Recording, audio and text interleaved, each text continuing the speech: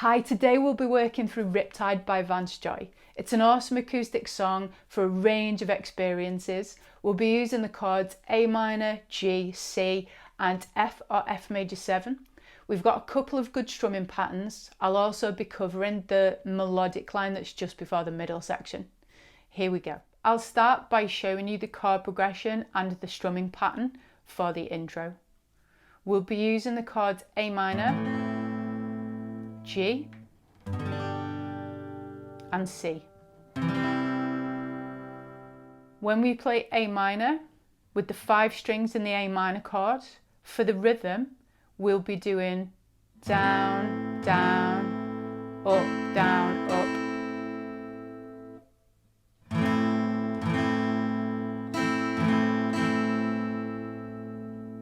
We then move to G and we do the same strumming pattern. Down, down, up, down, up. We then move to C and we do the same strumming pattern twice.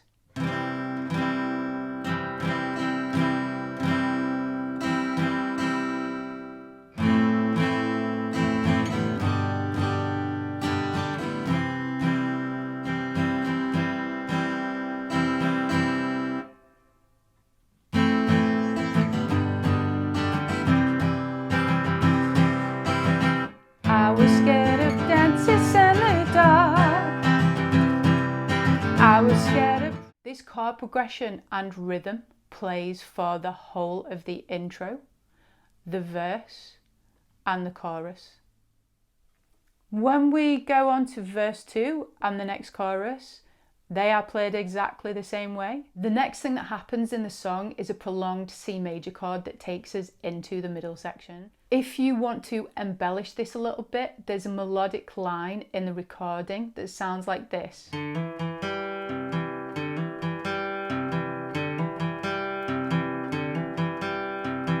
In the recording, it's an octave up on a different instrument, but while we're playing acoustic guitar, it's really nice if you've got the interest and the capability to add little flourishes in like this. It keeps the songs interesting and it's something that you can get your teeth into as well. It's a technique that comes up quite a lot in guitar playing and it's well worth mastering. So to break this a little bit down, I'll be placing my fingers in the C major chord position.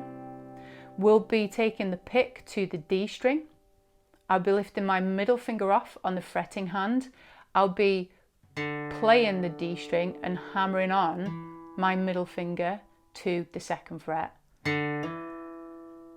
So I'll pick the open D, hammer the middle finger onto fret 2 and then up pick the D again. I'll then play the open G string. I'll then play the A string that's fretted on number 3 and then I'll play the D again that's fretted on number 2. So we have this.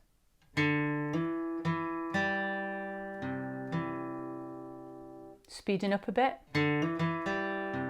And in the song we repeat that 4 times. Now that is for people who have a bit of a handle on their playing already.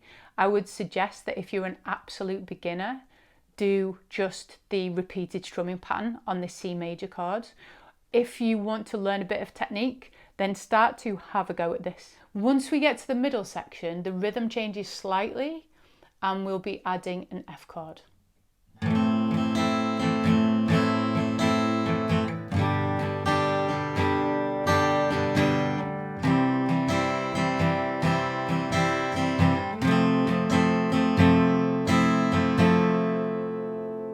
We begin with the A minor again and we do a down, down, up, down, down, down, up, down. So we've got that twice. Then we go to G, down, down, up, down, up, down. C chords, down, down, up, down, down, down, up, down, which is the same as the A minor. And then the F is going to be the same strum as the G chord. Down, down, up, down, down.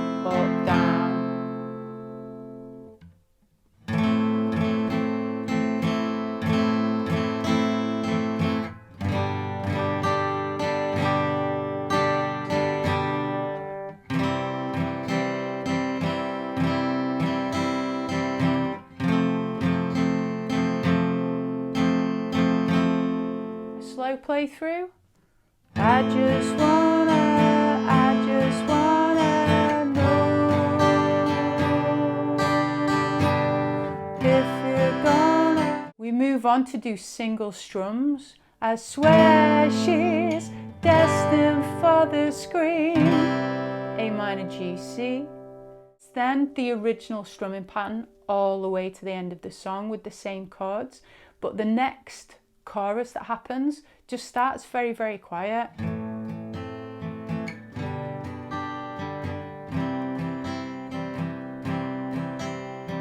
It starts off quite percussive, but if you stick to the strumming pattern that we've been doing so far, that'll work perfectly. And then as the choruses repeat to the climax of the song, then just get louder and more free in your strumming.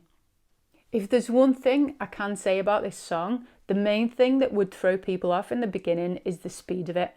So the main approach is take the strumming patterns and just do them nice and slowly until you can get your hands around it. That's more important because this strumming pattern will come in useful for lots of other songs the longer you're playing guitar. So just start off nice and slow and trust that when you loosen up and you get to know it better, you'll be able to speed that up much easier. So don't let the speed put you off.